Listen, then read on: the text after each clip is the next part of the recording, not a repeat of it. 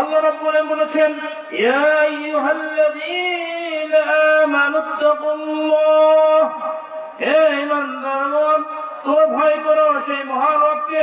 কাকে ভয় করতে বলেছে? সেই রবকে ভয় করতে বলেছেন। কেমনে ভয় করতে হবে? যে আল্লাহ রাব্বুল আলামিন এই পৃথিবীর জমিনে আপনাকে আমাকে সৃষ্টি করেছেন, আপনার মনে করি ঈমান এনেছি, কথা ঠিক কিনা?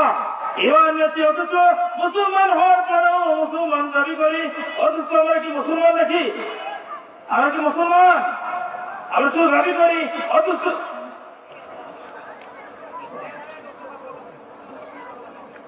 কারণ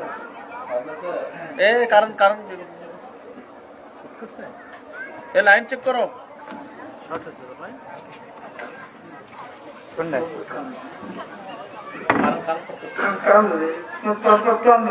সমস্যা হচ্ছে তো, ক্লোজ করো, ক্লোজ করো।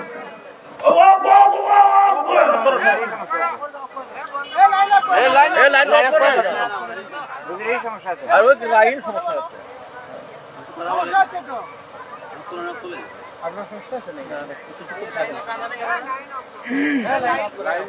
লাইন আপ করো।